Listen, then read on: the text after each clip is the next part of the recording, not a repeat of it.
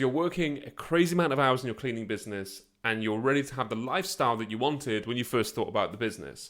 And there's a great chance you're in this position because our data is showing that well over 70% of cleaning company owners are in this exact position where you're really good at the service delivery side of things, right? That's not the problem. The clients are happy, you've got a great reputation, you're delivering an amazing service, but you're also working a crazy amount of hours. Maybe you're stuck on the tools and you don't want to be, right? You're not mop free, for example. You're doing a lot of the cleaning. Or maybe you just don't have enough time to spend with your kids, your family, right? So if you're in that position, if you're feeling stressed to the eyeballs, you're feeling like there's just no way out of this situation, I promise you there is. We work with people in this position all the time. All the time. I've spoken to a whole myriad of different people from all over the different places in the UK, even abroad, people in the US going through the exact same thing. It's a typical part. It's one of those big bottlenecks of your cleaning business.